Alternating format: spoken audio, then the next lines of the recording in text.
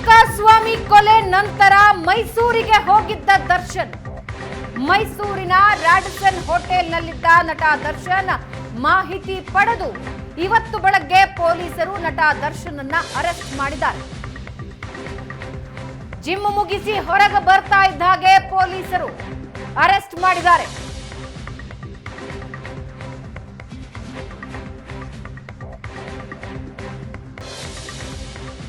ಚಿತ್ರದುರ್ಗ ಮೂಲದ ರೇಣುಕಾಸ್ವಾಮಿ ಕೊಲೆ ಕೇಸ್ನಲ್ಲಿ ನಟ ದರ್ಶನ್ ಅವರನ್ನ ಅರೆಸ್ಟ್ ಮಾಡಲಾಗಿದೆ. ಮೈಸೂರಿನ ರಾಡಿಸನ್ ಬ್ಲೂ ಹೋಟೆಲ್ನಲ್ಲಿ ಅವರು ವಾಸ್ತವ್ಯವನ್ನು ಹೂಡಿದ್ರು. ಜೂನ್ 9ನೇ ತಾರೀಕು ಈ ಹೋಟೆಲ್ನಲ್ಲಿ ಚೆಕ್ ಇನ್ ಆಗಿದ್ರು. ಆಗ್ಲಿಂದ ಕೂಡ ಈ ಹೋಟೆಲ್ನಲ್ಲೇ ವಾಸ್ತವ್ಯವನ್ನ ಹೂಡಿದ್ರು. ಯಾವಾಗ ರೇಣುಕಾಸ್ವಾಮಿ ಕೊಲೆಗೆ ಸಂಬಂಧಪಟ್ಟಂಗೆ ಪೊಲೀಸರು ಅವರನ್ನ ಹುಡುಕ್ಲಿಕ್ಕೆ ಶುರು ಮಾಡಿದ್ರು, ಅವರು ಇದ್ದಂತಹ ಮಾಹಿತಿಯ ಮೇರೆಗೆ ಇವತ್ತು ಬೆಳಿಗ್ಗೆ ಬೆಂಗಳೂರು ಪೊಲೀಸರ ತಂಡ ಇಲ್ಲಿಗೆ ಬಂದು ಪೊಲೀಸ್ ದರ್ಶನ್ ಅವರನ್ನ ವಶಕ್ಕೆ ಪಡ್ಕೊಂಡಿರ್ತಕ್ಕಂಥದ್ದು. ಅಂದ್ರೆ ಮೈಸೂರಿಗೆ ಬಂದಾಗಲೆಲ್ಲೂ ಕೂಡ ತನ್ನ ಸ್ವಂತ ಕಾರ್ನಲ್ಲಿ ಈ ಹೋಟೆಲ್ಗೆ ಬಂದವರು ದರ್ಶನ್ ಅವರು ವಾಸ್ತವ್ಯವನ್ನ ಹೂಡ್ತಾರೆ. ನೀವು ದೃಶ್ಯಗಳಲ್ಲೂ ಕೂಡ ಗಮನಿಸಬಹುದು. ರಾಡಿಸನ್ ಬ್ಲೂ ಹೋಟೆಲ್ನ ಮುಂಭಾಗ ದರ್ಶನ್ ಅವರ ಹೊರತನ ಒಂದು ಲ್ಯಾಂಡ್ ರೋವರ್ ಡಿಫೆಂಡರ್ ಕಾರು ನಿಂತಿರ್ತಕ್ಕಂಥದ್ದು. ಅಂದ್ರೆ ಇದೇ ಕಾರ್ನಲ್ಲಿ ಮೈಸೂರಿಗೆ ಆಗಮಿಸಿದ ನಟ ದರ್ಶನ್ ಅವರು ರಾಡಿಸನ್ ಬ್ಲೂ ಹೋಟೆಲ್ನಲ್ಲಿ ಜೂನ್ 9ರಿಂದ ತಂಗಿದ್ರು. ಇವತ್ತು ಬೆಳಿಗ್ಗೆ ಅವರು ಎಂದಿನಂತೆ ಜಿಮ್ಗೂ ಕೂಡ ತೆರಳಿದ್ರು. ಅಂದ್ರೆ ಮೈಸೂರು ನಗರದಲ್ಲಿರ್ತಕ್ಕಂತಹ ಜಿಮ್ಗೆ ಹೋಗಿ ವರ್ಕೌಟ್ ಅನ್ನ ಮುಗಿಸಿ ವಾಪಸ್ ಆಗ್ತಾ ಇರ್ತಕ್ಕಂತಹ ಸಂದರ್ಭದಲ್ಲಿ ಪೊಲೀಸರ ತಂಡ ಅವರನ್ನ ವಶಕ್ಕೆ ಪಡೆದು ಇದೀಗ ಬೆಂಗಳೂರಿಗೆ ಕೂಡ ಕರ್ಕೊಂಡು ಹೋಗಿರ್ತಕ್ಕಂಥದ್ದು.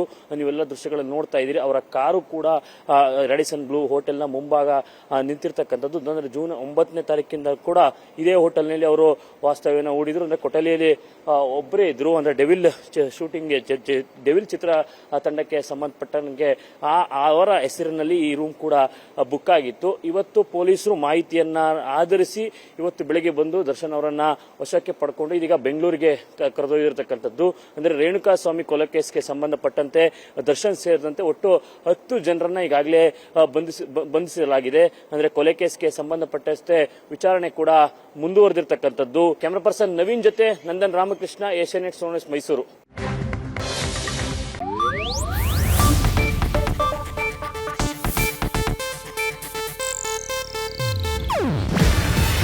ಇದು ಏಷ್ಯಾನೆಟ್ ನ್ಯೂಸ್ ನೆಟ್ವರ್ಕ್ ಪ್ರಸ್ತುತಿ. ನೀವು ನೋಡ್ತಿದ್ದೀರಾ ಏಷ್ಯಾನೆಟ್ ಸುವರ್ಣ ನ್ಯೂಸ್.